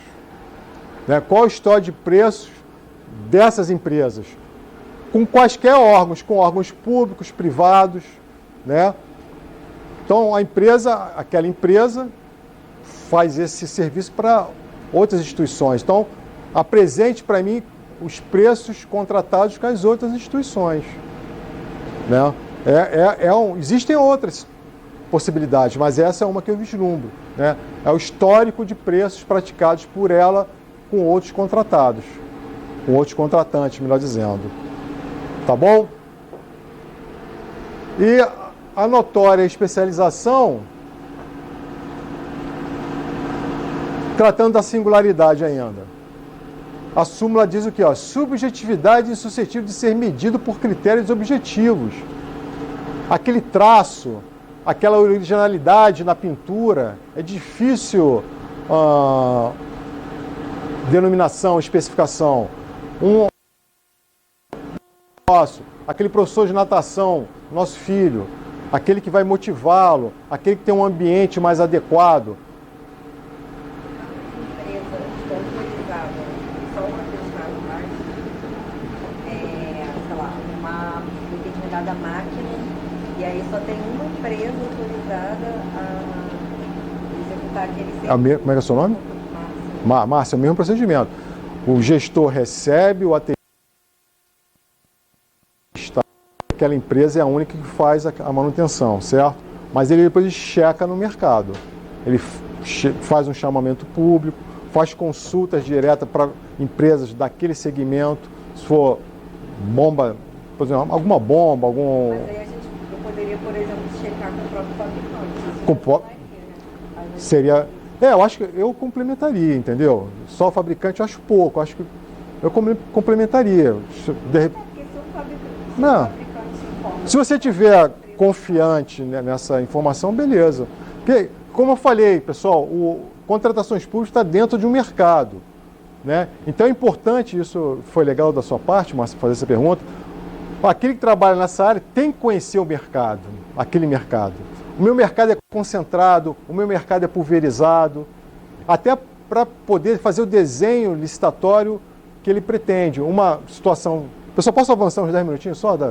Posso avançar? Então, pode, Lucas? Ou... A luz apaga. Não, pode. É importante conhecer o nosso mercado de atuação nessa área de contratações públicas. Às vezes você observa assim, eu faço essa licitação e sempre eu miro de um ganhador. E é pregão, e é bem disputado, mas sempre é um ganhador. Aí você pode começar a vislumbrar o seguinte, tem cartelização? Será que tem cartelização? A licitação, será que a frequência da licitação está muito pequena? Aí você pensa, poxa, então vou fazer o seguinte, vou fazer licitações mais distantes. Porque o cartel, o que ele procura o cartel? O cartel procura dividir os espaços. Então, se você faz licitações frequentes, então fica dividido pela frequência. Se você faz a licitação de tempos mais longos, aquele cara que esperaria a próxima licitação em mês vai ter que esperar 2 anos. Então, para mim é prejuízo. Então, conhecer o mercado é bom para isso também, para a gente saber o momento, como atuar. E se você acha que essa informação é segura, beleza. Acho que você foi diligente, entendeu?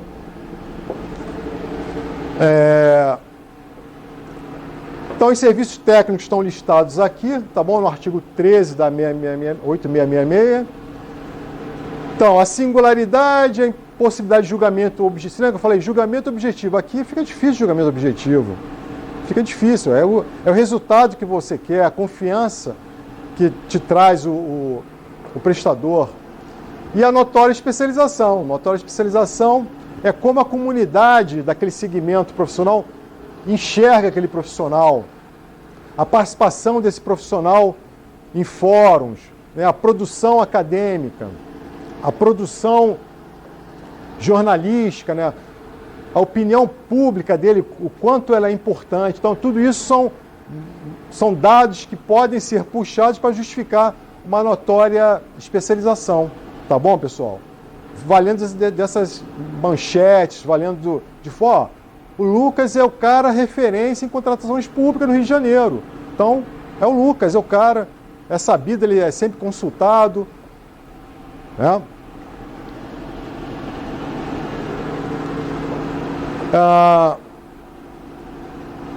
Vou arredondar para cá. Aquilo que eu falei, um traço específico, restaurador, a precisão, a originalidade. Capela Sistina. Imagina restaurar a Capela Sistina. Então, é um traço, é a originalidade, a capacidade de se manter o que o autor original deixou para a posteridade. Bom, então a ideia final que fica para esse tipo de contratação é essa. A gente tem várias pessoas que prestam serviço técnico, várias. Os profissionais médios estão aqui, né? Os engenheiros, os advogados, os restauradores, aquele que pratica sua atividade no cotidiano, sua atividade normal. É o homem médio, né? O profissional médio. Mas tem um que se destaca, que traz o resultado esperado, né, pela singularidade daquilo que eu quero. É bem subjetivo, mas nessa linha de argumento que a gente trouxe aqui, a gente consegue justificar essa contratação. A complexidade do serviço é um conhecimento técnico que é aplicado, que esse aqui tem, que é aplicado, a especificidade do que eu quero, a segurança que eu quero ao contratar, a confiança nos resultados de outrora e a notória especialização. Tá ok? Isso aqui não quer dizer que não haja a ideia que a jurisprudência traz. Não é um profissional apenas no mercado, existem vários. Não é a ideia de ineditismo ou unicidade, existem vários profissionais. Entretanto, dessa gama aqui, esse aqui é o cara. Esse aqui é aquele que tem um traço, que traz o resultado que eu espero, né? Que tem um histórico de resultados esperados, tá bom? Que mantém a originalidade da obra, que é capaz de chegar mais próximo possível da originalidade da obra. Então, essa é a ideia da singularidade. E a singularidade, ela é local, né? Uma cidade no interior vai trabalhar com a singularidade daquela região. Tem um exemplo de uma equipe de advogados de uma determinada prefeitura que não tinha boa articulação com o direito ambiental. E aquela determinada localidade estava tendo muita demanda ambiental, talvez por empreendimentos que gerassem impactos, externalidades ambientais. Então, foi contratado naquela região advogados que tinham, né, reconhecidamente, né, notadamente, boa condução nessa área do direito, que é a área ambiental. Tá ok, pessoal?